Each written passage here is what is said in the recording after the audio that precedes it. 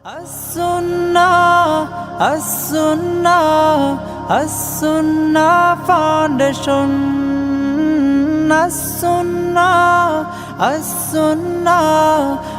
As-Sunnah Foundation.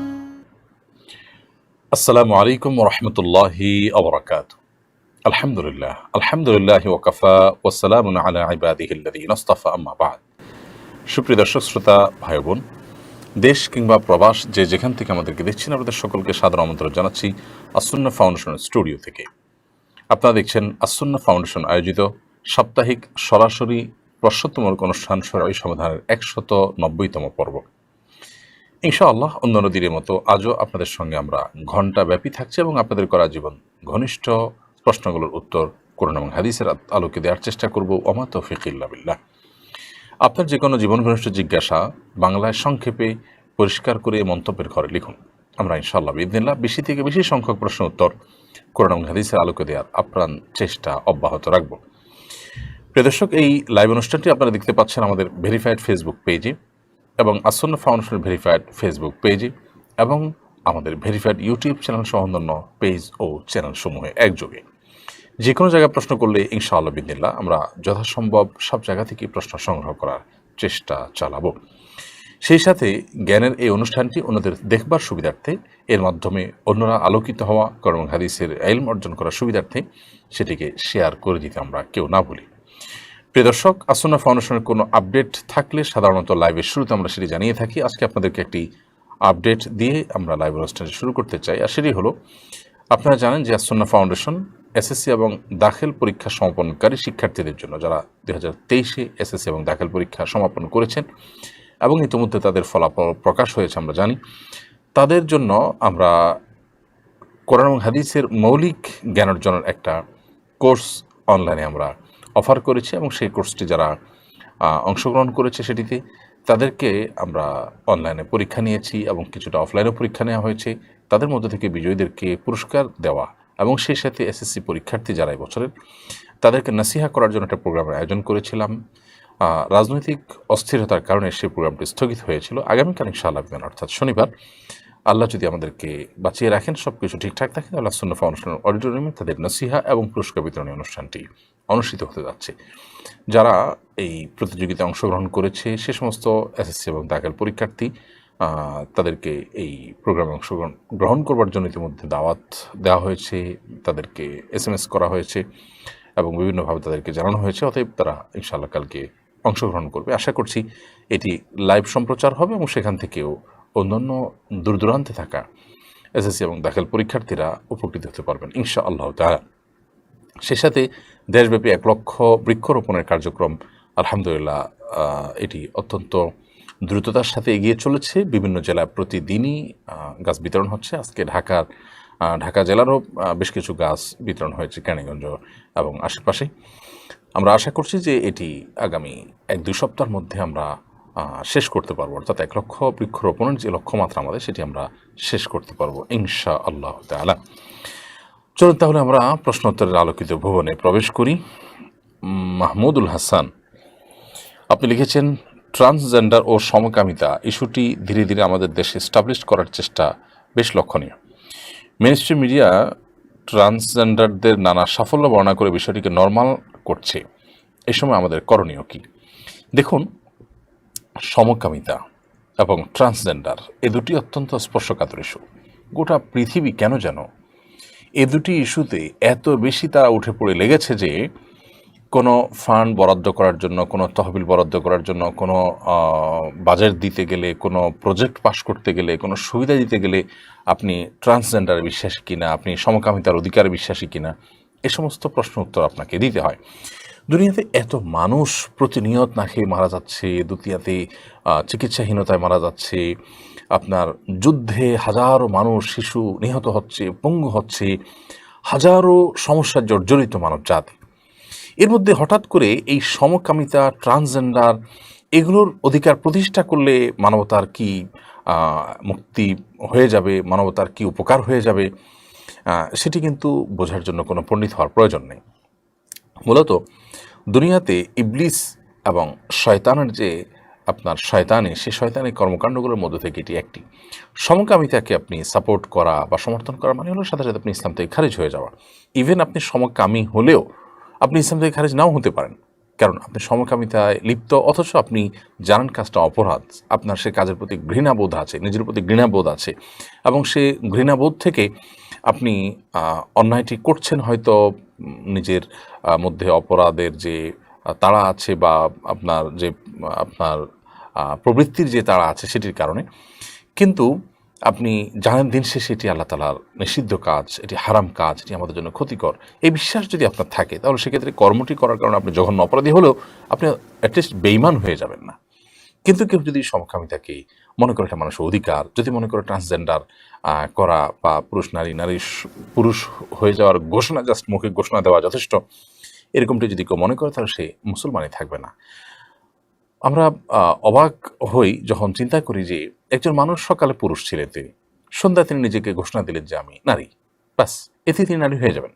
একজন নারী, তিনি সকালে নারী ছিলেন, সন্ধ্যায় তিনি ঘোষণা দিলেন যে আমি পুরুষ হয়ে গেলাম, ব্যাস এখন থেকে তাকে পুরুষই মনে করতে হবে, পুরুষ হিসেবে ট্রিট করতে হবে। মানে কতটা হাস্যকর এবং কতটা মানুষের অধিকার দেওয়ার নাম করে আমরা উদ্ভট কর্মকাণ্ডে লিপ্ত আজকে গোটা পৃথিবীর মানুষ। অবশ্য উদ্ভট শুধু নয়, এটি শয়তানের চাল, কারণ শয়তান জানে যে এই জিনিসগুলোকে দেখতে বেশ মুখরোচক এবং চটকদার মনে হলেও এই জিনিসগুলোর মাধ্যমে মানুষ বেঈমান হয়ে যাবে। কোনো মুসলমান কোনো অমুসলিম কান্ট্রি থেকে কোনো সুবিধা পাওয়ার জন্য, কোনো মুসলিম দের কোনো প্রতিষ্ঠান থেকে কোনো বাজেট পাওয়ার জন্য বা যে কোনো কিছুর জন্য সে এরকম কোনো কিছুকে সাপোর্ট করলো, সাথে সাথে বেঈমান হয়ে যাবে, কারণ সে আল্লাহ সুবহানাহু ওয়া তাআলার দেয়া বিধিনিষেধকে সেটাকে মেনে চলার, মান্য করার বা সেটাকে আমল নেওয়ার ন্যূনতম কোনো প্রয়োজনীয়তা বোধ করলো না। এটাই কিন্তু বিদ্রোহ আল্লাহর বিরুদ্ধে, আর এটাই হলো বেঈমানি এবং কুফরি। অতএব এই ইস্যুটিকে আমাদের দেশে স্টাবলিশ করার যারা চেষ্টা করছে তারাও এটার জন্য হয়তো বাজেট পাচ্ছে, নতুবা তাদের কোনো সুনির্দিষ্ট লক্ষ্য আছে, কিংবা তারা আগে থেকেই শয়তানের এজেন্ডা বাস্তবায়নের ধ্বজাধারী। অতএব এদের বিরুদ্ধে আমাদের প্রত্যেকটা মানুষকে সোচ্চার হতে হবে এবং প্রতিটা মানুষকে সচেতনতা সৃষ্টি করার আপ্রাণ চেষ্টা চালাতে হবে। এবং পশ্চিমারা তারা এ সমস্ত উদ্ভট বিষয়গুলোর পেছনে পড়ে তাদের সামাজিক এবং পারিবারিক অবস্থা আজ চরম অবস্থায় এবং শোচনীয়। পরিবার ব্যবস্থা তাদের মধ্যে একেবারে ভেঙে পড়েছে বললে ভুল হবে না। তাদের মধ্যে দাম্পত্য সম্পর্কগুলো কতটা ঠুনকো এবং দুর্বল সেটি বলাই বাহুল্য। এবং দাম্পত্য সম্পর্ক বলতে তেমন কিছু নেই বললেই চলে, যেটা সাবকন্টিনেন্টে আছে বা পৃথিবীর অনেক অঞ্চলে আছে। অতএব তারা অধঃপতনের চরম পর্যায়ে চলে গেছে যে সমস্ত কাজ করে। কেন যেন সে কাজগুলো আমরা এখন নতুন করে আধুনিক সাজবার জন্য আমরা সে কাজগুলো করছি। এগুলো যারা করছে তাদের বিরুদ্ধে আমাদের যেরকম সোচ্চার হতে হবে, আমাদের মধ্যে দিনই চেতনা যেরকম বৃদ্ধি করতে হবে। আল্লাহ সুবহানাহু ওয়া তাআলা আমাদেরকে এ ধরনের ভয়াবহ আপনার ষড়যন্ত্র থেকে, শয়তানের ষড়যন্ত্র থেকে বেঁচে থাকার তৌফিক দান করুন। আমাদের এই অঞ্চলকে আল্লাহ তাআলা হেফাজত করুন। ফয়জুল্লাহ আপনি লিখেছেন, কেরু নামের একটি মদের কোম্পানি আছে, এটা লাভজনক সরকারি প্রতিষ্ঠানগুলোর একটি।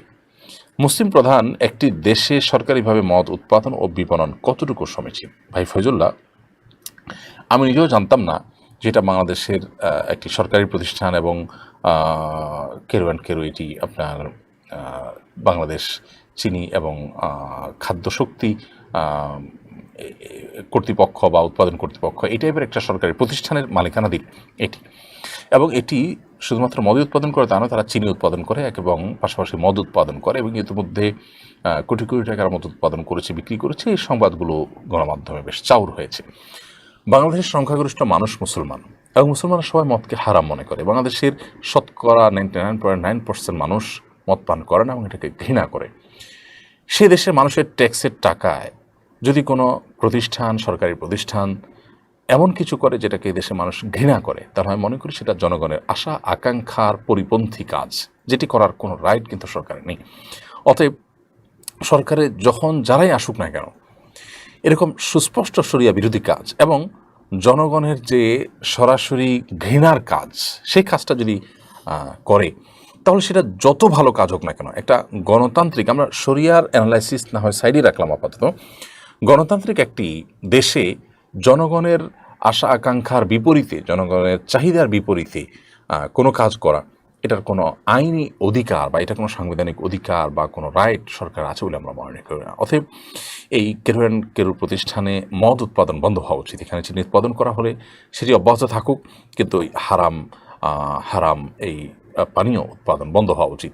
আমরা একদিক থেকে মাদক নিয়ন্ত্রণের কথা বলবো, আবার অপর দিক থেকে আমরা মাদকের লাইসেন্স দেওয়া, মাদক উৎপাদন করা, সেটা বিক্রি বিপণন এগুলা বৃদ্ধি করা সামান্য পয়সার লোভে সেটাকে আমরা অ্যাপ্রিসিয়েট করব। এই দুটো কিন্তু একরকম স্ববিরোধী কাজ। আমরা মাদককে যদি নিয়ন্ত্রণের কথাও বলি, নির্মূলের কথা না বলে নিয়ন্ত্রণের কথা বলছি, সেটাও যদি বলি, তো তারপরও এই কাজগুলো একদিকে নিয়ন্ত্রণের কথা বলছি, আর দিকে সম্প্রসারণ করছি, এটা কখনো যৌক্তিক হতে পারে না। আপনি বলবেন দেশের বাইরে পাঠানো হয় এটা বিক্রির জন্য, দেশের আর্থিক উন্নয়নের জন্য। দেখুন, আমাদের সমাজে এই জাতীয় বিষয়গুলোকে নিয়ে সাফার করছি আমরা বহুদিন থেকে, অর্থাৎ এই যে মদ এবং মাদক আসক্তি, এগুলো নিয়ে আমাদের গলদঘর্ম আজকে আমরা নতুন নই। এবং বাংলাদেশের প্রতিটা ফ্যামিলিতে আমরা কম বেশি এটাতে সাফার করছি। তো এরকম পরিস্থিতিতে এ ধরনের প্রতিষ্ঠান এগুলোর যদি বৃদ্ধি পায়, এগুলোর বিক্রি বিপণন বাড়ে, তাহলে সেক্ষেত্রে তা আমাদের অকল্যাণ ছাড়া আর কোনো কিছু বয়ে আনবে না। বিধায় আমি মনে করি যে আমাদের প্রত্যেকটা মানুষের বিরুদ্ধে প্রতিবাদ করা উচিত, এবং সরকারের উচিত জনগণ যেটাকে ঘৃণা করে সে কাজ কোনো অবস্থাতে না করার। জনগণের টাকায় তাদের পছন্দের বাইরে কোনো কাজ যদি সরকার করেন, তাহলে সেটি অবশ্যই অন্যায় এবং অনুচিত। আমাদের প্রত্যেকের উচিত এটার বিরুদ্ধে কথা বলা এবং প্রতিবাদ করা।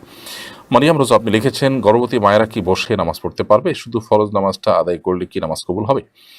গর্ভবতী মায়েরা বসে নামাজ পড়তে পারবেন তখন যদি তারা দাঁড়িয়ে নামাজ পড়তে গেলে তাদের শরীরের ভারসাম্য হারিয়ে তারা পড়ে যেতে পারেন, সে আশঙ্কা তৈরি হয়, কিংবা তারা এত অসুস্থ হয় যে বসে নামাজ পড়া ছাড়া তাদের কাছে আর কোনো অপশন না থাকে।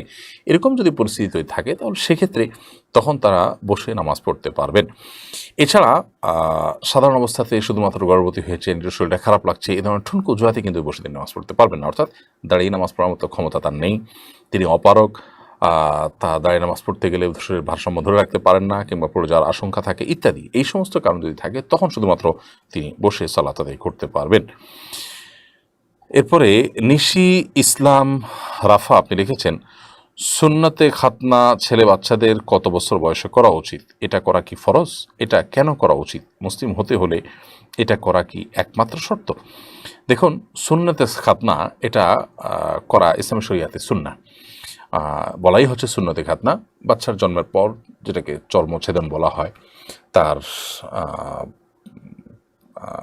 তার লজ্জাস্থানের অগ্রভাগে যে জমে থাকা অতিরিক্ত অংশ আপনার সেটা কেটে ফেলা, এই চর্মছেদন বা খাতনা, এটি সুন্নাহ। এটা নবী করিম সাল্লাল্লাহু আলাইহি সাল্লাম খুব শৈশবে কাটা বিষয়ে তার থেকে আমরা বিভিন্ন হাদিস থেকে জানতে পারি। একটা দুর্বল সূত্রে বর্ণিত হাদিস থেকে আমরা জানি, হাসান হোসেন রাদিয়াল্লাহু তাআলা আনহুর ব্যাপারে নবী সাল্লাল্লাহু আলাইহি সাল্লাম 7ম দিনে খাতনার উদ্যোগ নিয়েছেন। যদি হাদিসটি সনদ দুর্বল আমরা বলেছি, এরকম আরও বেশ কয়েকটি সনদ থেকে বোঝা যায় এরকম। খোলাসা কথা হলো যে শৈশবে অনেক ছোট থাকতে বাচ্চাদের খাতনা করা উচিত, কিন্তু এক্স্যাক্ট সময়টা কখন, এই 7ম দিনের কথা বা এরকম বিভিন্ন দিনের কথা যে আছে, সে বর্ণনাগুলো একটাও পরিপূর্ণভাবে বিশুদ্ধ সূত্রে বর্ণিত নয়। তবে হাদিস থেকে এতটুকু বোঝা যায় যে যতটা শৈশবে খাতনা করা যায় ততটা ভালো। মিডল ইস্টে সহ পৃথিবীর অনেক দেশে বাচ্চার জন্মের সাথে সাথেই খাতনা করে দেওয়া হয়, এতে বাচ্চা টেরও পায় না। যত শৈশবে বাচ্চার খাতনা করা হবে, ততই বাচ্চা কষ্ট কম পাবে এবং টের কম পাবে, এবং সে পরিপূর্ণ আপনার মানুষ হয়ে বড় হলো এবং খাতনাটা তার আগে থেকে হয়ে গেল, সেটা ভালো। যত পরে হবে সেটা বাচ্চার জন্য কষ্টের। অতএব এটার জন্য নির্দিষ্ট কোনো বয়স আমরা বলতে পারি বিশুদ্ধ কোনো হাদিস দ্বারা প্রমাণিত নয়, তবে যতটা আগে করা যায় ততটাই ভালো। আর সুন্নতে খাতনা এটা মুসলিম হতে হলে এটা করা কি একমাত্র শর্ত?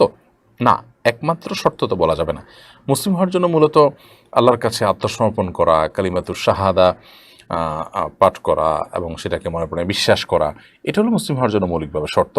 এর পাশাপাশি খাতনা এটা হলো আপনার প্রতিষ্ঠিত সুন্নাহসমূহের একটি, যেগুলো পূর্বের যুগের সমস্ত নবী রাসূলদের মধ্যেও প্রতিষ্ঠিত ছিল, এবং এটি সমস্ত নবী রাসূলদের ঐতিহ্য ছিল এবং সবার মধ্যে প্রচলিত একটি আমল ছিল। অতএব সেই দৃষ্টিকোণ থেকে এই আমলটি আমাদের করা উচিত এবং প্রত্যেক মুসলমানের করা। এমনকি কোনো মানুষ যদি বয়স বেশি হয়ে যাওয়ার পরে ইসলাম গ্রহণ করেন, তখন তার যদি খতনা না করা থাকে তাকে খতনা করার বিষয়টি কিন্তু ফুকায়ে কেরাম বলেছেন। এখান থেকে বোঝা যায় যে ইসলাম এটা অত্যন্ত গুরুত্বপূর্ণ একটি বিষয়। এর মানে এই না যে কারো যদি খতনা করা না হয় তিনি অমুসলমান থাকলেন, তিনি কালিমা শাহাদা পাঠ করলেও নামাজ পড়লে তিনি মুসলমান থাকবেন না, ব্যাপারটা সেই লেভেলের না।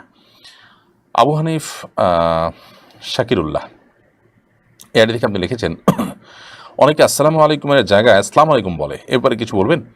সালামটা বিশুদ্ধভাবে দেওয়া উচিত, অশুদ্ধভাবে সালাম দেওয়া এটা অনুচিত। বিশুদ্ধভাবে সালাম হলো আসসালামু আলাইকুম। আসসালামু আলাইকুম এটাকে কেউ আসসালামু আলাইকুম যদি বলে তাহলে সেক্ষেত্রে ইচ্ছাকৃতভাবে সালামকে বিকৃত করার যদি উদ্দেশ্য হয়, বা আসসালামু আলাইকুম বলে একটু হুজুর হুজুর ভাব হয়, উনি একটু আধুনিক ভাব নিতে চাচ্ছেন, এই জন্য আজকাল তো শব্দকে বিকৃতি করে বললে মানুষ কিছুটা আধুনিক একটা ভাব আসছে বলে মনে করে অনেকে। তো সেই জায়গা থেকে যে আসসালামু আলাইকুম বলে তাহলে সেক্ষেত্রে এটা তো সুস্পষ্টভাবে সালামের সাথে বেয়াদবি এবং অভদ্রতা, নবী সাল্লাল্লাহু আলাইহি ওয়াসাল্লাম সুন্নাহর প্রতি অসম্মান প্রদর্শনের অংশ আমরা মনে করি। তবে না জেনে যদি কেউ আসসালামু আলাইকুমটাকে আসসালামু আলাইকুম বলেন তাহলে সেক্ষেত্রে সালাম তো হয়ে যাবে, কিন্তু সুন্নাহ সম্মত হলো না, জিনিসটা বিশুদ্ধভাবে হলো না। আমরা আসসালামু আলাইকুম বলে সুন্দরভাবে সালাম নিবেদন করার চেষ্টা করব। আব্দুল মান্নান আপনি লিখেছেন, আমি মসজিদে ঢোকার পর যদি এমন হয় 2 বা 4 রাকাত নামাজ পড়ার সময় আছে, এক্ষেত্রে আমি কি 4 রাকাত সুন্নত পড়বো নাকি 2 রাকাত তাহিয়াতুল মসজিদ নামাজ পড়বো, কোনটা জরুরি? আপনি যেটি করবেন সেটি হলো, যদি এমন কোনো নামাজের আগে প্রবেশ করেন যে নামাজের আগে সুন্নত আছে, যেমন জোহরের আগে আপনি প্রবেশ করেছেন, এখন 4 রাকাত নামাজ পড়ার মতো সময় আছে, শুধুমাত্র তাহিয়াতুল মসজিদ এবং 4 রাকাত সুন্নত দুইটাকে আলাদা করে আদায় করার মতো সময় নেই, এরকম যদি মনে হয় তাহলে সেক্ষেত্রে আপনি একটা সালাতের মধ্যে 2টা নিয়তকে ইনক্লুড করতে পারেন। অর্থাৎ আপনি জোহরের আগের 4 রাকাত সুন্নত পড়বেন, কিন্তু সেই 4 রাকাত সুন্নতের মধ্যেই আপনি তাহিয়াতুল মসজিদের নিয়তটাও করে নেবেন। অর্থাৎ তাহিয়াতুল মসজিদ মানে হলো যে মসজিদে প্রবেশ করলাম, করে নামাজ পড়া ছাড়া বসলাম না, প্রবেশ করে প্রথম কাজ নামাজ, তো সেই নামাজটাই আমি পড়লাম, বাট সুন্নত। তাহলে ওয়াক্তের সুন্নত হিসাবে আদায় করলাম, জোহর রাখতে 4 রাকাত সুন্নতের নিয়ত করলাম, ফজর আগে 2 রাকাত সুন্নতের নিয়ত করলাম, এবং পাশাপাশি মসজিদে প্রবেশের সাথে সাথে নামাজ পড়া উচিত সেটাও আমি করছি, সেটাও মাথায় রাখলাম। তাহলে 2টা নিয়ত যখন করবো তখন 2টা একসাথে আদায় হয়ে যাবে। সব ক্ষেত্রে এরকমটি করা যাবে না, কিন্তু অনেক ক্ষেত্রেই এরকমটি করা যায়, যেমন এই যে সুন্নত নামাজ এবং তাহিয়াতুল মসজিদ 2টাকে আপনি ইনক্লুড করতে পারবেন। কিন্তু ফরজ নামাজের মধ্যে আপনি বা ফরজ ইবাদতের মধ্যে সুন্নতের নিয়ত করবেন পাশাপাশি, সেটার সুযোগ কিন্তু নেই। এমনি মুস্তাফিজুর রহমান আপনি লিখেছেন, পরিবার যদি ধনী হয় তাহলে কি গরু বা মহিষ দিয়ে আকিকা করতে পারবে? দেখুন, আকিকার মধ্যে সুন্নাহ হলো ছাগল, ভেড়া, দুম্বা, এগুলো নবী সাল্লাল্লাহু আলাইহি ওয়াসাল্লাম থেকে প্রমাণিত। সেই সাথে আকিকা যেহেতু আপনার কোরবানি টাইপ ইবাদত, কোরবানির সাথে অনেক দিক থেকে মিল আছে, এই জন্য ওলামায়ে কেরামদের অনেকেই আপনার ছাগলের পাশাপাশি গরু দিয়েও আকিকা দেওয়া জায়েজ বলেছেন। অতএব ছাগলের জায়গায় কেউ গরু দিলেও আকিকা হয়ে যাবে, এমনটি অনেক ওলামায়ে কেরামের মত, যেমন ওলামা হানাফির মত। কিন্তু এর বিপরীতে অন্য ওলামাদের মত, অনেকের মত হলো যে না, ছাগল এবং দুম্বা, ভেড়ার কথা যেহেতু আসছে সুনির্দিষ্ট করে, অতএব আকিকা শুধু সেগুলোর মধ্যেই সীমাবদ্ধ থাকবে। কোরবানির ক্ষেত্রে যে গরু মহিষের কথা বলা আছে, উটের কথা বলা আছে, এক্ষেত্রে যদি সেটা বলা হয় নিষেধ, অতএব আকিকা হিসেবে এগুলো দিবে না। হ্যাঁ, আকিকার অনুষ্ঠানে অনেক মানুষ দাওয়াত দিয়েছেন, অনেক গোষ্ঠীর প্রয়োজন, তো সেটার জন্য আপনি গরু মহিষ জবাই করলেন, সেটা ভিন্ন বিষয়। বাট এজ এ আকিকা আপনি শুধু ছাগল, দুম্বা, ভেড়ার মধ্যে সীমাবদ্ধ থাকবেন। এই দুটি মতে কিন্তু ওলামায়ে কেরাম রয়েছে, এবং দুইটিরই যথেষ্ট দলিল যুক্তি রয়েছে আলাদা আলাদা করে।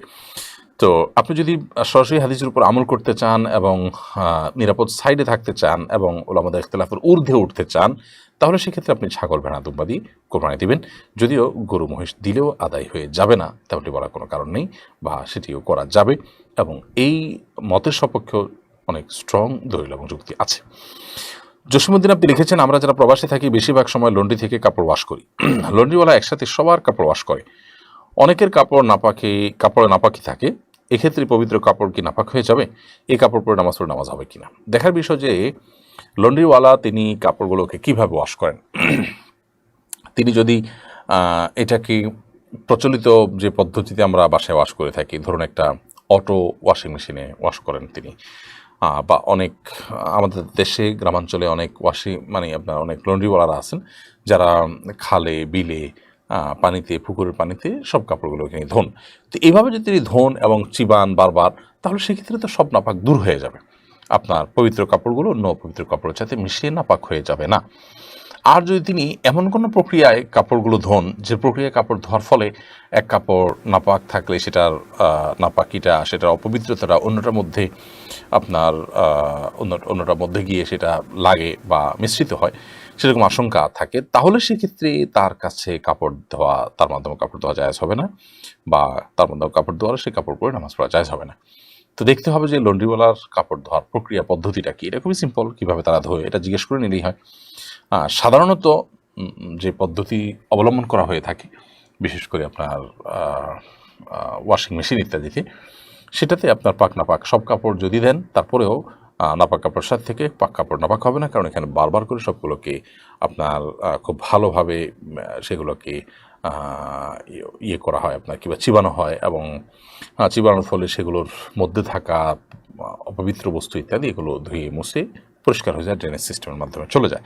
অতএব এতে আপনার পাক কাপড়ের কোনো সমস্যা হবে না।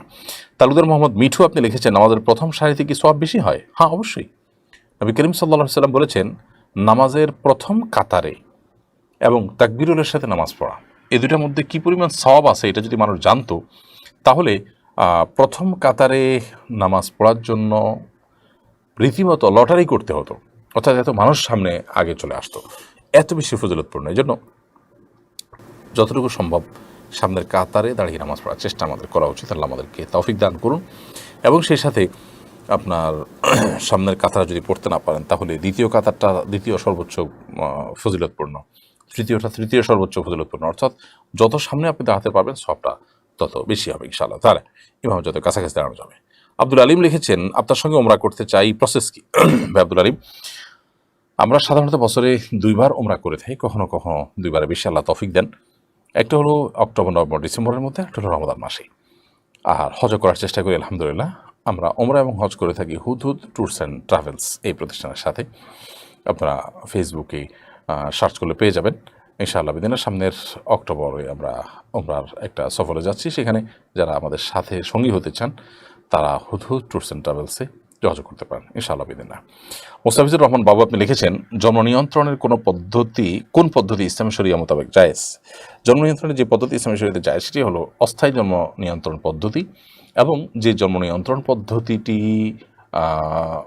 সন্তানকে কি খাওয়াবো বা আমার ইনকাম কম এখন, এ সমস্ত চিন্তাভাবনা থেকে নেওয়া হয় না, সেটি জায়েজ। অর্থাৎ বাচ্চা এই মুহূর্তে জন্মগ্রহণ করলে তাকে লালন পালন করাটা আমাদের জন্য কষ্টকর হবে। এখানে বাচ্চাকে রাখার মতো লোক নাই, অথবা একটা বাচ্চা আছে পৃথিবীতে, আরেকটা বাচ্চা হলো, 2টা বাচ্চা একসাথে লালন পালন করতে আমাদের কষ্ট হয়ে যাবে। এ অর্থে কষ্ট হয়ে যাবে যে তাকে রাখার লোক নাই, বা আপনার তাকে একসাথে লালন পালন করতে গিয়ে মায়ের কষ্ট বেশি হয়ে যাবে, অথবা আপনার মায়ের স্বাস্থ্যগত অসুবিধার কারণে এই মুহূর্তে বাচ্চা জন্ম হলে বাচ্চা গর্ভে ধারণ করা মায়ের জন্য কষ্টকর হবে। এরকম কোনো যৌক্তিক কারণে যদি হয় তাহলে সেটি জায়েজ, এবং সেটি হতে হবে অস্থায়ী পদ্ধতি। স্থায়ী কোনো পদ্ধতি, লাইগেশন ইত্যাদি, এগুলো ইসলামী শরীয়তে কখনো জায়েজ নয়।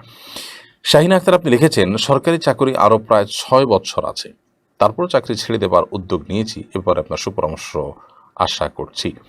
বোন, প্রথমত পর্দাহীনতার কারণে বা সেরাই কোনো কারণে যদি আপনি এই সিদ্ধান্ত নিয়ে থাকেন, তাহলে আপনাকে অবশ্যই আমরা অ্যাপ্রিসিয়েট করবি, এবং সেই সাথে আমরা বলবো যে আপনার সংসার চালানোর জন্য যদি আপনার উপার্জনটা খুব বেশি গুরুত্বপূর্ণ হয়, তাহলে বাসা থেকে আপনি অনেক ব্যবসা বাণিজ্য আজকাল করা যায়, সেই ব্যবসা বাণিজ্যগুলো করার চেষ্টা করতে পারেন।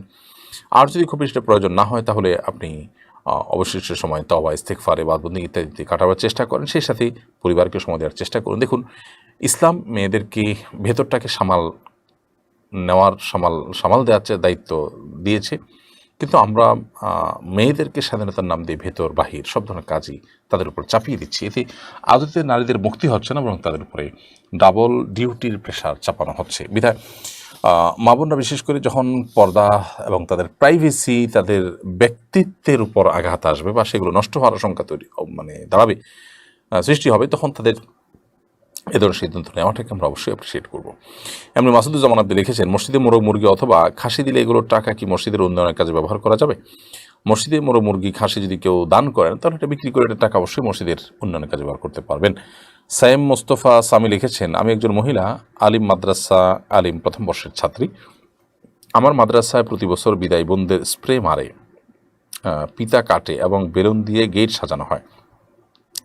তাদের জন্য আমাদেরকে কেরাত, ইসলামী সঙ্গীত, বিদায় সঙ্গীতও গাইতে হয়। সেখানে বিবাহিত অবিবাহিত পুরুষ বিচারক এবং পুরুষ কর্মচারী থাকে।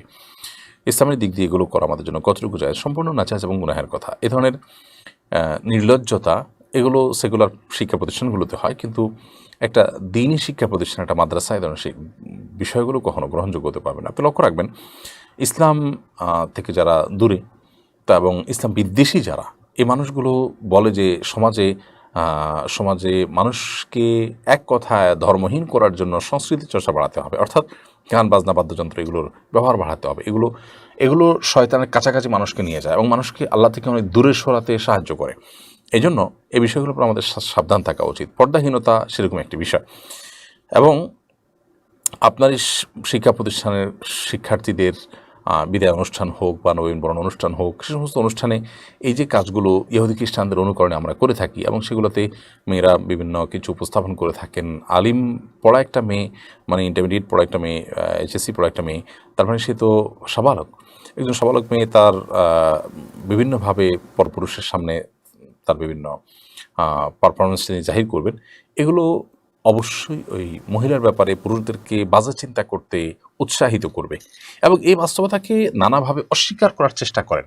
এটা সৃষ্টিগত এবং প্রকৃতিগত, এটাকে অস্বীকার করা আর আত্মপ্রতারণার ভিতরে কোনো পার্থক্য নেই। বিধায় এ ধরনের কাজগুলো কোনো অবস্থাতে জায়েজ নেই এবং হারাম। তাহলে সেক্ষেত্রে শরীয়তের পর্দার আর কোনো প্রয়োজন থাকতো না। অতএব এখান থেকে বেঁচে থাকার আপ্রাণ চেষ্টা আমাদের করতে হবে। এইচ.এম. হালান এআইডি থেকে আপনি লিখেছেন, আমার এক চোখ নষ্ট, সুন্দর দেখানোর জন্য একটি কৃত্রিম চোখ লাগানো কি জায়েজ হবে? হ্যাঁ, যদি এমন হয় যে আপনার ওই জায়গাটা গর্ত বা খারাপ দেখা যায়, তাহলে সেক্ষেত্রে সেখানে কৃত্রিম চোখ আপনি স্থাপন করলেন জাস্ট ওই অসৌন্দর্যটাকে ঢাকাবার জন্য, তাহলে সেটা জায়েজ আছে, এতে কোনো সুবিধা নেই ইনশাআল্লাহ বিদিন। কাবির হোসেন আপনি লিখেছেন, আমার খালাতো বোন গোপনে মোবাইলের মাধ্যমে এক প্রবাসীকে বিয়ে করে। দুজন সাক্ষী ছিল কিন্তু তাওকিল ছিল না, মা বাবাও ছিল না। জানতে চাই বিয়ে হয়েছে কিনা।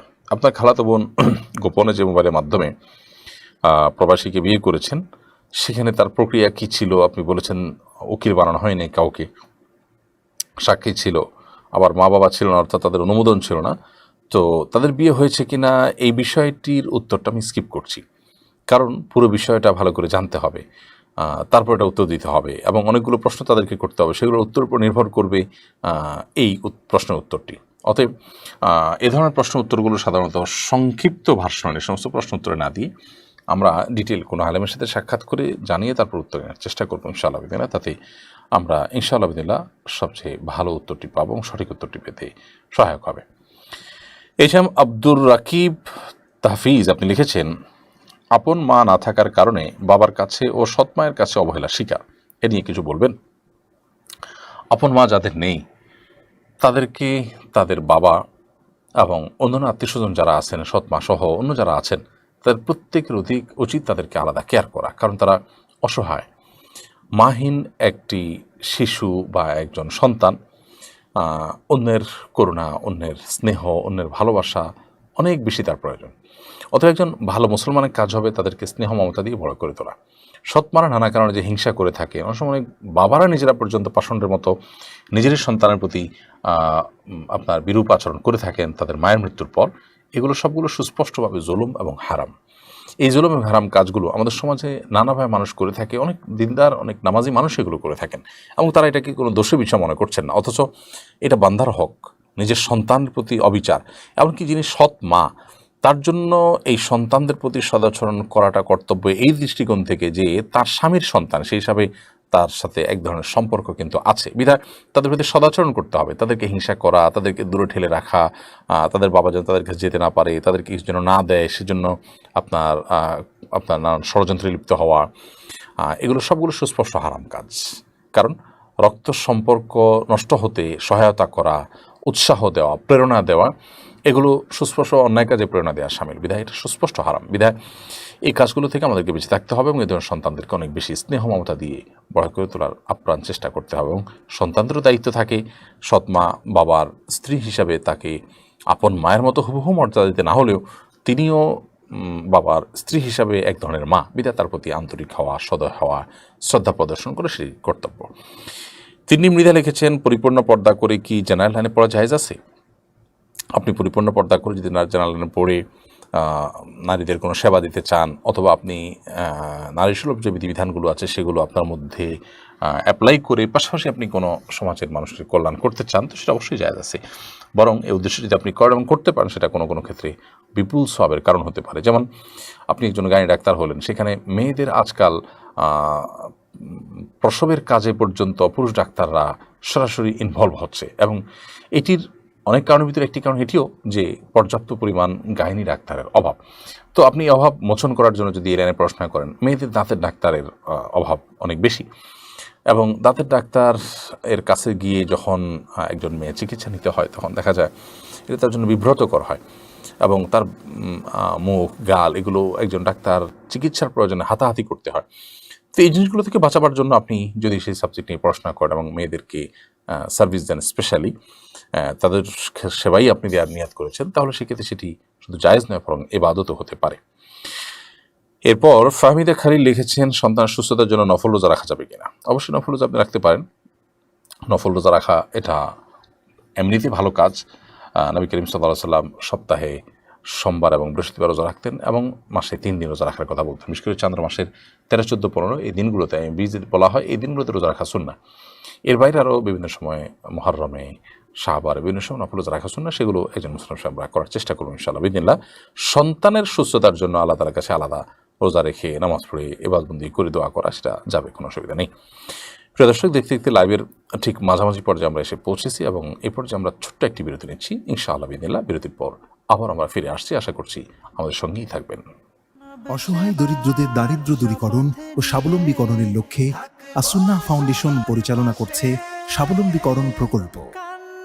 স্বাবলম্বীকরণ প্রকল্পের আওতায় এ যাবৎ প্রায় 3000 মানুষকে প্রশিক্ষণ ও স্বাবলম্বীকরণ উপকরণ প্রদান করা হয়েছে। আপনার জাকাতের অর্থে স্বাবলম্বী হতে পারে অসহায় দরিদ্র মানুষ। আসুন্নাহ ফাউন্ডেশনের জাকাত তহবিলে জাকাত পাঠাতে ভিজিট করুন www.asunnahfoundation.org/donate/zakat। বিরতির পর আবার আপনাদেরকে স্বাগতম শরীর সমাধানের 190তম পর্বে। বিরতির আগে আমরা বোন ফাহমিদা খালিল আপনার প্রশ্ন উত্তর দিয়েছি। ভাই তারেক রহমান আপনি লিখেছেন, তালাক দেওয়ার পর কি ফিরিয়ে নেবার কোনো উপায় নাই, এবং সেটা কেন? তালাক দেওয়ার পর আর ফিরিয়ে নেবার কোনো উপায় নেই, এমনটি তখনই হবে যখন আপনি তালাকটা এমনভাবে দিয়েছেন যে সেটাকে আর কোনো প্রত্যাহার করবার সুযোগ রাখেননি, পথ খোলা রাখেননি। আর যদি তালাক দেওয়ার পর আপনি প্রত্যাহার করবার বা সেটাকে ফেরত নেওয়ার স্কোপ বা সুযোগ রাখেন, তাহলে কিন্তু আপনি প্রত্যাহার করতে পারেন এবং ফেরত নিতে পারেন, সে সুযোগ কিন্তু তখন থাকবে। অতএব এটি নির্ভর করবে যে আপনি কীভাবে তালাক দিয়েছেন, তালাক দেওয়ার পদ্ধতিটি কী। সুন্নাহসম্মত পদ্ধতিতে আপনি তালাক দিয়ে থাকেন, তাহলে ফেরত নেওয়ার সুযোগ থাকবে, সেটাও একটা পর্যায় পর্যন্ত। আজীবন তালাক দিতে থাকবেন আর ফেরত নিতে থাকবেন, তাহলে তার তালাক মানে থাকবে না। 3টা তালাক সর্বোচ্চ আপনি যদি দিতে পারেন, সেটা যদি আপনি ব্যবহার করে পারেন, 3য় দফাও তালাক দিয়ে ফেলেন, তাহলে আর আপনি ফেরত নিতে পারবেন না। জান্নাত জাহান উর্মি আপনি লিখেছেন, সামনে ফাইনাল পরীক্ষা, এই কারণে কি বিশেষ কোনো আমল আছে? পরীক্ষা ভালো করবার জন্য প্রথমত খুব মনোযোগের সাথে বিসমিল্লাহির রহমানির রহিম পড়ে, দুরূদ শরীফ পড়ে আল্লাহর কাছে সাহায্য চেয়ে তারপর আপনি পড়া শুরু করবেন। গভীর রাত পর্যন্ত জেগে পড়াশোনা করে সকালে ঘুমানোর চাইতে ভোরবেলা উঠে, রাতে তাড়াতাড়ি শুয়ে ভোরের দিকে উঠে আপনি পড়াশোনা করলে সেটা অধিকতর উপযোগী আপনার জন্য। সেই সাথে আপনি যখন পরীক্ষা হলে থাকবেন, যাবেন, বিসমিল্লাহ বলে লেখা শুরু করবেন। কোনো কিছু ভুলে গেলে দুরূদ শরীফ পড়ার চেষ্টা করবেন মনে আনার জন্য। এবং একটা দোয়া যদিও পরীক্ষার জন্য নয় সাধারণ অর্থে, কিন্তু পরীক্ষার জন্য এটা ওই নিয়তেই দোয়াটা পড়া যেতে পারে। আল্লাহুম্মা হাসিবনি হিসাবান ইয়াসীরা, আল্লাহ আমার হিসাব গ্রহণ করাটা আপনি সহজ করে দিন, পরীক্ষা সহজ করে দিন। তো এভাবে আপনি বিভিন্ন প্রচেষ্টা অব্যাহত রাখতে পারেন, এবং আল্লাহ সুবহানাহু ওয়া তাআলার ফয়সালা যাই হবে, আল্লাহ তাআলা আপনাকে যা ফলাফল দেবেন সেটা মেনে নেওয়ার মতো মানসিকতা নিয়ে আপনি পরীক্ষা দিলেন, এটি হবে আপনার জন্য একটা আদর্শ পরীক্ষা। আফরোজা শিলা আপনি লিখেছেন, হায়েজ নেফাস অবস্থায় সকাল সন্ধ্যায় 3 কুল পাঠ করা যাবে কিনা? মাসিক অবস্থায় এবং আপনার প্রসব পরবর্তী যে ব্লিডিং, সে অবস্থায় সকাল সন্ধ্যার দোয়াগুলো পাঠ করতে পারেন, এবং সেইগুলোর অংশ হিসেবে 3 কুল, সূরা ইখলাস, সূরা ফালাক, সূরা নাস 3 বার এগুলো পাঠ করতে পারেন। এমনিতে এই অবস্থায় কোরআন কারীমের তিলাওয়াত জমহুর বা সংখ্যাগরিষ্ঠ উলামা ইকরামের মতে করা জায়েজ নয়, কিন্তু আপনি সকাল সন্ধ্যার দোয়ার অংশ হিসাবে আপনি এটি পাঠ করতে পারেন, মাসনুন আমল হিসাবে পাঠ করতে পারেন। সুমাইয়া মাহমুদ সহি এআইডি থেকে আপনি লিখেছেন, জায়নামাজে কাবাঘরের ছবি থাকলে তাতে পা লাগলে কি গুনাহ হবে? এতে বড় গুনাহ হবে না, বিশেষ করে অনিচ্ছাকৃত যখন লাগবে তখন কোনো গুনাহ হবে না। বাট কাবার প্রতি শ্রদ্ধার জায়গা থেকে ইচ্ছাকৃতভাবে এটাকে না মানানো উচিত, বা এটা পায়ের নিচে পড়লে একজন ইমানদার তার কাছে খারাপ লাগা উচিত, কারণ আমাদের সম্মানের কোনো কিছুকে পায়ের সাথে আমরা টাচ করি না বা পায়ের নিচে আমরা মারাই না। অতএব এই ঘরের প্রতি সম্মান প্রদর্শন অংশ হিসাবে ইচ্ছাকৃতভাবে না মারানো বা কখনো পায়ের নিচে পড়ে গেলে নিজের কাছে একটু বিব্রত লাগা এবং পরবর্তীর জন্য সাবধানে চলাফেরা করা, এটা আমাদের কর্তব্য। এবং এই ধরনের জায়নামাজ যথাসম্ভব আমরা ব্যবহার না করে ভালো, যেটা আমাদের নামাজের মনোযোগকে নষ্ট করে ফেলে। আমরা নামাজের মধ্যে যদি দাঁড়িয়ে কাবার পাশে দাঁড়িয়ে সালাত আদায় করার সময় কাবার দিকে তাকিয়ে থাকি, সেটা কিন্তু জায়েজ নয়, মাকরু। ঠিক একইভাবে আপনার জায়নামাজে কাবার ছবি থাকবে, আপনি ওদিকে তাকিয়ে থাকবেন, কাবারকে নিয়ে ভাববেন, এটিও কিন্তু আপনার জন্য নির্দেশিত না। নির্দেশিত নামাজের মধ্যে আপনি সম্পূর্ণ আল্লাহ সুবহানাহু ওয়া তাআলার দিকে মনোনিবেশ করবেন এবং আল্লাহর কথা ভাববেন। আল্লাহ সুবহানাহু ওয়া তাআলা বলেছেন, আকিমিস সালাতা লিযিকরি, তোমরা সালাত কায়েম করো আমার শরণার্থে। অতএব আল্লাহ সুবহানাহু ওয়া তাআলার শরণার্থে আমাদের সালাত হতে হবে, অন্য কিছুর স্মরণের জন্য নয়।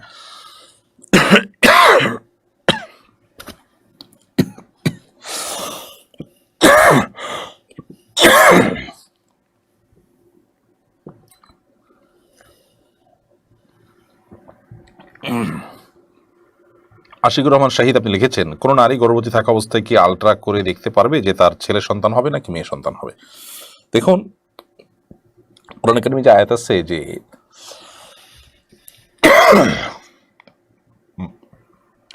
মায়েদের গর্ভে কি আছে সন্তান,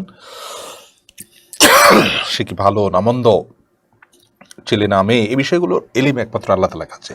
এই আয়াতের দ্বারা উদ্দেশ্য হলো যে একেবারেই যখন গর্ভের সন্তান আসে, ঠিক প্রথম দিককার কথা বা আসারও আগের কথা কি আসবে সে বিষয়ের কথা। বাকি একটা পর্যায়ে মানুষের কাছে এটা স্পষ্ট হওয়া, সেটাই আয়াতের পরিপন্থী কোনো বিষয় নয়। অতএব কোনো বাবা মা যদি গর্ভস্থ সন্তান ছেলে না মেয়ে এটা জানার চেষ্টা করে, সেটা মৌলিকভাবে কোনো দোষণীয় বিষয় হবে না, কারণ এটা হলো একটা অনুমান করার চেষ্টা করা যে আসলে গর্ভস্থ সন্তানটা কি ছেলে না মেয়ে। এবং এটা যদি বিশ্বাসও করা হয় আলট্রাসোনোগ্রাফির মাধ্যমে যে তথ্য দেওয়া হয়, সেটার কারণে ইমানের কোনো ক্ষতি হবে না। সরি।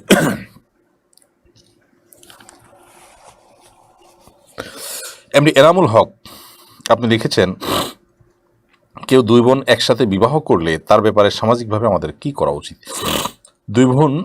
দুই বোনকে একসাথে বিয়ে করা হারাম এবং এ বিয়ে বাতিল। বিশেষ করে এক বোনকে বিয়ে করার পর যদি দ্বিতীয় বোনকে বিয়ে করা হয়, এই দ্বিতীয় বিয়েটা বাতিল হিসাবে গণ্য হবে এবং সেই বিয়েটা পরবর্তীতে যেটি হয়েছে সেটি বাতিল হবে এবং এটি হয়নি। অতএব এটি কোনো বিবাহই নয় এবং তাদেরকে পৃথক করে দেওয়া এটা এলাকাবাসীর কর্তব্য। নুরুন্নাহার খানম নদী আপনি লিখেছেন, পঞ্চম শ্রেণীর ছাত্রদের সামনে মুখ খুলে পাঠদান করানো যাবে কিনা? দেখুন, সাধারণত পঞ্চম শ্রেণীর ছাত্র যারা, তারা তাদের বয়স এত বেশি হয় না যে তারা বালেগের গণ্ডিতে গিয়ে পৌঁছাবে, কিন্তু আজকাল ছেলেমেয়েরা অনেক আগেই বালেগ বা প্রাপ্তবয়স্ক হয়ে যায়, অর্থাৎ শরিয়া যেটাকে প্রাপ্তবয়স্ক বলে সেই সীমানায় পৌঁছে যায়। এরকম যদি হয় তাহলে সেক্ষেত্রে তাদের সামনে নিজের সৌন্দর্য প্রদর্শন করা বা আপনার খোলা প্রকাশ্যে একেবারে পর্দাহীন অবস্থা তাদের সামনে পাঠদান করানো জায়েজ হবে না। আর যদি ওই পর্যায়ে না হয়, তারপরও যথাসম্ভব পর্দার মধ্যে থেকে তাদেরকে পাঠদান করতে হবে যদি বালেগ না হয়। কারণ একটা হলো বালেগ, একটা হলো মোরাহেক বা করিবুল বুলুগ, বালেগ হওয়ার কাছাকাছি। বালেগ হওয়ার কাছাকাছি যদি হয়, আজকাল যেরকম ক্লাস 5 তো অনেক পরের কথা, ক্লাস 1-2তে পড়ার সময় বাচ্চারা অনেক কিছু বুঝতে শিখে এবং এত ম্যাচিউর হয়ে যায় তারা, যে আসলে তাদের সামনে আপনার পর্দা সেরাই কারণে না হলেও যে সেফটির জন্য, যে তারা নিজেরা আপনাকে নিয়ে কোনো বাজে কল্পনা করতে না পারে। দেখেন, একজন মুসলমান নারী কত সম্ভ্রান্ত, কত আত্মসম্মান বোধ সম্পন্ন, কত রুচিশীলা, যে তাকে নিয়ে কেউ বাজে চিন্তা করবে, নোংরা কল্পনা করবে, এই সুযোগ তিনি দেন না। আর যিনি পর্দা করেন না, আপনি চিন্তা করে দেখুন তো, তাকে নিয়ে কত মানুষ কত বাজে চিন্তা করে, আপনি এটা তো ঠেকাতে পারবেন না, এবং এটা প্রকৃতিগত। অতএব পর্দাই হলো শালীনতাই হলো সুন্দর পোশাক পরা, শালীন পোশাক পরাটাই হলো এর একমাত্র সমাধান এবং ব্যক্তিত্বের এবং আভিজাত্যের একমাত্র প্রমাণ। বিধায় সেই জায়গা থেকে আপনি যথাসম্ভব যে সমস্ত ছেলেমেয়েরা প্রাপ্তবয়স্ক আর কাছাকাছি পর্যায়ে পৌঁছে গেছে এবং এই জাতীয় বিষয়গুলো তারা বুঝতে শুরু করেছে, তাদের থেকে নিজেকে যথাসম্ভব নিরাপদ রাখা এবং পর্দার বিধিবিধানগুলো মেনে চলা, এটা আমাদের কর্তব্য। আব্দুল আলিম আপনি লিখেছেন, আমাদের এলাকা মৃত ব্যক্তির জন্য 40 করা হয় না, কিন্তু রমাদান মাসে গ্রামের 40-50 জন মানুষকে দাওয়াত দিয়ে মৃত ব্যক্তির নাজাতের আশায় ইফতার করানো হয়, এটা কি জায়েজ হবে? মৃত ব্যক্তির তরফ থেকে আপনি গরিব মানুষদেরকে খাদ্য দান করতে পারেন, সেটা তো দোষে কিছু না। অতএব রমজান মাসে 40-50 জন মানুষকে যদি খাওয়ান মৃত ব্যক্তিদের তরফ থেকে, তাহলে সেক্ষেত্রে সেটা খাদ্য দান হলো আর কি। খাদ্য দান, ইফতার করানো একটা ভালো কাজ, সেটা মৃত ব্যক্তির তরফ থেকে করলেন, হতে পারে এটা করা জায়েজ, এটা না জায়েজ নয়। তবে মনে রাখা উচিত যে মৃত ব্যক্তিকে আপনার শান্তিতে রাখবার জন্য বা তাদের সুখের জন্য দুনিয়াতে আপনার খাবারের যে আনুষ্ঠানিকতা, খাবারের যে আয়োজন, এটা কিন্তু হিন্দুদের শ্রাদ্ধ থেকে এসেছে, এটি আমাদেরকে মাথায় রাখতে হবে। নবী করিম সাল্লাল্লাহু আলাইহি সাল্লামের জীবদ্দশা বা তার ওয়াফাতের পর সাহাবায়ে কেরামের সময়ে, খোলাফা রাশিদের সময়ে, কোনো সময় আমরা জানি না যে এরকম কোনো খাদ্য বিতরণের অনুষ্ঠান, যেটাকে আমরা আনুষ্ঠানিকতা বলি, এরকম কোনো কিছু হতো। শ্রাদ্ধ নিয়ে যদি আপনি অনলাইনে সার্চ দেন এবং সেখানে আপনি দেখতে পাবেন যে শ্রাদ্ধ এই অনুষ্ঠানটা বিভিন্নভাবে মুসলমানদের মধ্যে চলে এসেছে এবং সেটা সাবকন্টিনেন্টেই কিন্তু অনেক বেশি প্রচলিত। তো ওই বিষয়টা আমাদেরকে মাথায় রাখতে হবে। এমনিতে খাদ্য দান করা এটা কোনো আপনার গুনাহের বিষয় না, বরং সবের কাজ।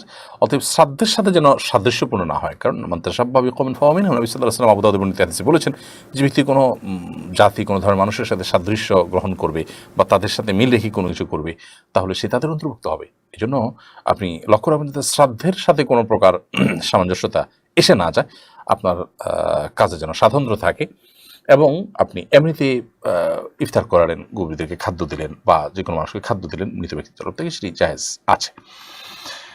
জসিমউদ্দিন জিহাদি আপনি লিখেছেন, আমি দক্ষিণ আফ্রিকা থাকি, এখানে মসজিদ নেই আশেপাশে, আমি বাসায় নামাজ পড়ি, আমার কি আজান দিতে হবে? আমার নামাজের বিধান কি হবে? আপনার আশেপাশে মসজিদ নাই, বাসায় নামাজ পড়ছেন, আপনি চেষ্টা করবেন আশেপাশে কোনো মুসলমান থাকলে খোঁজ খবর নিয়ে তাকে দাওয়াত দিয়ে আহ্বান করে তার সাথে জামাতে নামাজ পড়ার, হোক সেটা দুজন মিলে, এবং এই উদ্দেশ্যে আপনি আজান দিবেন যে আশপাশে কোনো মুসলমান থাকলে তারা শুনবে, আসবে। এমনকি একাকিও যদি কেউ নামাজ পড়ে, তখনও এক আজান একামত দিয়ে নামাজ পড়াটা অধিকতর সওয়াবের। এ বিষয়ে নবী করিম সাল্লাল্লাহু আলাইহি ওয়াসাল্লাম থেকে সুস্পষ্ট হাদিস কিন্তু বর্ণিত আছে। বিধায় আপনি আজান একামত দিয়ে নামাজ পড়ার চেষ্টা করবেন যদি কোনো অসুবিধা না থাকে। রুহুল আমিন আপনি লিখেছেন, শুক্রবার শিরনি খাওয়া জায়েজ হবে নাকি এতে পাপ হবে? শিরনি বা বলতে শিরনি বলা হয় মিষ্টি জাতীয় খাবার, মিষ্টান্ন খাবার। তো এটি শুক্র শনি যে কোনো দিনই খাওয়া যেতে পারে, যদি কারোর খেতে মনে চা বা ওনার খেতে অসুবিধা না থাকে তাহলে যে কোনো দিনই খেতে পারেন। শুক্রবার শনিবারের সাথে শিরনি খাওয়ার কোনো সম্পর্ক নেই। তবে আমাদের সাধারণত মিলাদ ইত্যাদিতে বিতরণ যে করা হয় খাবার, মিষ্টি জাতীয় খাবার, সেটাকে শিরনি বলা হয় সাধারণত। তো ওইরকম শিরনি যদি হয় তাহলে সেটারও একই কথা, যে এটার সাথে শুক্রবার শনিবারের সম্পর্ক নয়। যেটা জায়েজ সেটা সব সময় খাওয়া জায়েজ, আর যেটা না জায়েজ সেটা কোনো সময় খাওয়া জায়েজ নয়। অতএব শুক্রবার বা শনিবারের সাথে কোনো খাবার খাওয়া জায়েজ বা না জায়েজ হওয়ার সম্পর্ক কিন্তু নেই। এমডি রায়হান কবির আপনি লিখেছেন, আমার ছেলের নাম মোহাম্মদ মেহমেদ কবির, এই নামটি রাখা যাবে কিনা? মেহমেদ তো বিকৃত নাম, মোহাম্মদ এটা রাখবেন, অথবা মাহমুদ আপনি রাখবেন। পাকিস্তানে কিছু কিছু নামকে একটু তারা বিকৃত করে বলে, বা এটা বলতে পারেন তাদের আঞ্চলিক টান বা প্রচলন, অতএব সেটা এক্সেপশন হতে পারে। বাট মেহমেদ এটা কোনো অর্থবহ শব্দ নয়, হয় মাহমুদ রাখবেন আর না হলে মোহাম্মদ রাখবেন। আর মোহাম্মদ তো শুরুতে আছেই, আবার মেহমেদ দরকার নাই, মোহাম্মদ কবির রাখতে পারেন বা মাহমুদ কবির রাখতে পারেন। মোহাম্মদ মামুনুর রহমান আপনি লিখেছেন, জমি বন্ধক রেখে লিজ দেওয়া যাবে কিনা? আপনি বন্ধক রেখেছেন যে জিনিসটি, সেটি আপনার কাছে একরকম আমানতের মতো। বন্ধকি জমিন, বন্ধকি সম্পদ, বন্ধকি জিনিস, এটি উপকার আপনি ভোগ করতে পারবেন না। আপনি শুধুমাত্র যে লোন দিয়েছেন সে লোনের গ্যারান্টি স্বরূপ বন্ধকটা রেখেছেন, অথবা এটা আপনি আরেকজনের কাছে লিজ দিতে পারবেন না। যদি দেন তাহলে সেটা আপনার জন্য অনুচিত এবং নাজায়েজ কাজ হবে। জেসমিন গানি আপনি লিখেছেন, জেসমিন ঘানি এআরডি থেকে আপনি লিখেছেন, ইদানিং বড় বড় আলেম ও সাধারণ মানুষকে দেখছি হজ ওমরা করে মাথা মুন্ডন করে না, এরপর ইসলাম কি বলে? পুরুষদের জন্য হজ করার পর, ওমরা করার পর মাথা মুন্ডন করাটা সুন্নাহ, উত্তম, কিন্তু ফরজ নয়। অতএব কেউ যদি না করেন, হতে পারে তার অ্যালার্জি যদি কোনো সমস্যা আছে, হয়তোবা তার অন্য কোনো অসুবিধা আছে, কিংবা তিনি ইচ্ছাকৃত কোনো কারণ ছাড়াও যদি এটি না করেন, তাহলে সেক্ষেত্রে তিনি কোনো গুনাহগার হচ্ছেন না, কিন্তু অর্থাৎ তিনি কবিরা গুনাহে লিপ্ত হচ্ছেন না, কারণ ফরজ ওয়াজিব তরক করছেন না। বাট অবশ্যই ইচ্ছাকৃত কোনো